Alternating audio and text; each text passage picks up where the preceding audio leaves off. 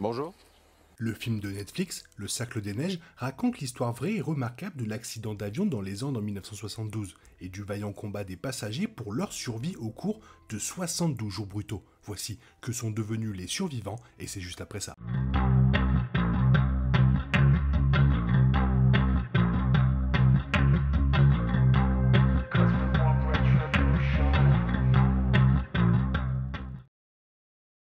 Il y avait 16 survivants de l'accident d'avion de 1972 et des 72 jours qui ont suivi sur le terrain glacial et dangereux de la Cordillère des Andes. La destination du vol uruguayen était le Chili, beaucoup plus chaud, où deux des survivants, Roberto Canessa et Nando Parrado, se sont miraculeusement rendus à pied et ont été découverts. Plusieurs passagers avaient initialement survécu à l'accident d'avion, mais sont morts à cause des températures glaciales et de multiples avalanches.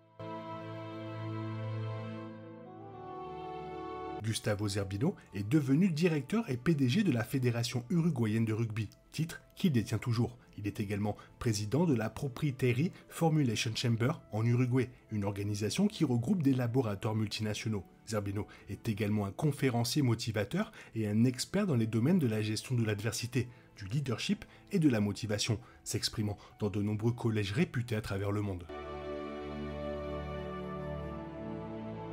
Eduardo Strock est un architecte et peintre qui a ouvert un studio d'architecture avec son meilleur ami d'enfance, Marcelo Pérez, en 1968. Il est marié à Laura Braga et ils ont 5 enfants ensemble. Strock a écrit le livre Hors du silence après le crash en 2019 avec l'écrivaine argentine-uruguayenne primée Mireia Soriano.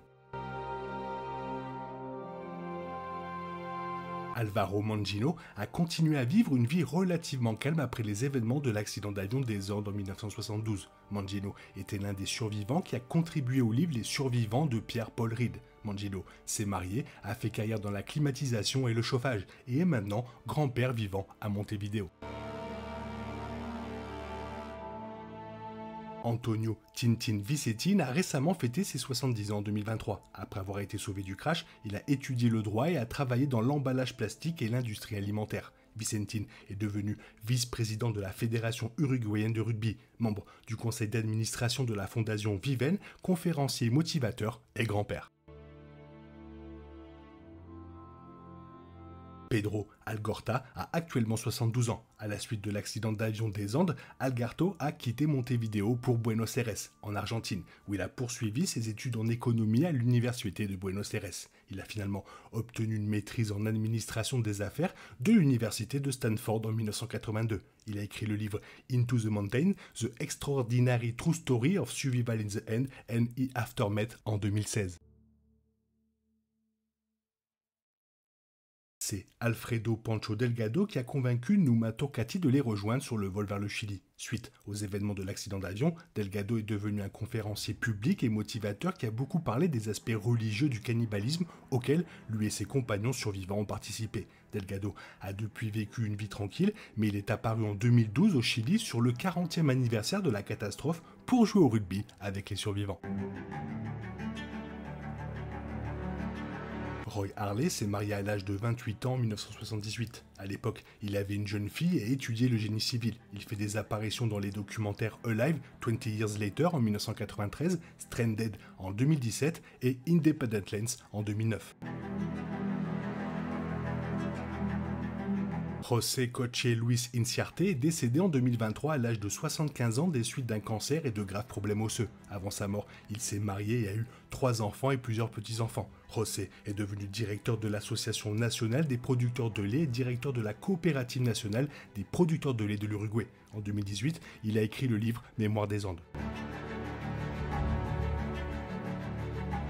Ramon Moncho Sabella est devenu homme d'affaires et a vécu à Asunción au Paraguay. Il est également, comme beaucoup d'autres survivants de l'accident d'avion, devenu orateur public, s'adressant notamment aux survivants du tristement célèbre accident minier de Copiapó en 2010 au Chili.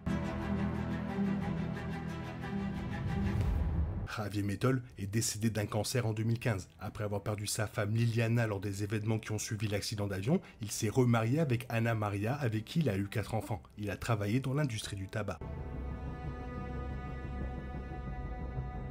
Carlos Carlitos Paez est le fils du célèbre artiste uruguayen Carlos Paez Vilaro. Après l'accident d'avion, il a poursuivi une carrière réussie dans la publicité et a finalement créé sa propre agence, Rating Publicidad. Il a ensuite été directeur de Bates Uruguay Publicidad et dirige actuellement sa société de conseil en communication et relations publiques. Roberto Bobby François a vécu une vie privée suite aux événements dans les Andes. Il n'a écrit aucun livre, n'a participé à aucun documentaire et a rarement parlé publiquement de la tragédie. Daniel Fernandez n'a pas parlé publiquement des événements pendant 30 ans avant de devenir orateur public. Il est également professeur d'agriculture.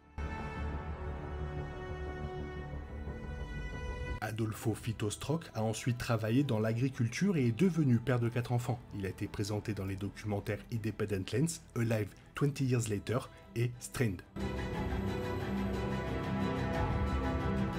Fernando Parrado a aujourd'hui 74 ans et vit à Montevideo. Parrado a coécrit le livre Miracle in the End avec Vince Ross, publié en 2006. Il est apparu dans plusieurs documentaires télévisés et cinématographiques relatant l'événement tels que Alive, Back to the End et I Am Alive, diffusés sur History Channel. Il est présentateur de télévision, entrepreneur et conférencier motivateur.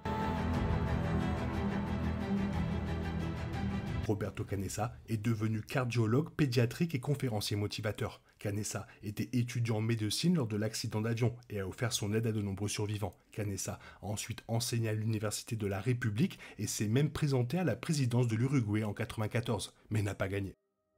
Voilà, mis à part un qui a dû rester complètement choqué, ils ont quand même eu de belles carrières. Toi, qu'est-ce que tu en penses? Fais-moi part de ton avis dans la zone commentaire. Sinon, il est temps pour toi de reprendre le cours normal de ta vie. On se retrouve bientôt pour une nouvelle vidéo. Bisous bisous, bye bye. Oh yeah, we want retribution. Oh yeah, we want retribution.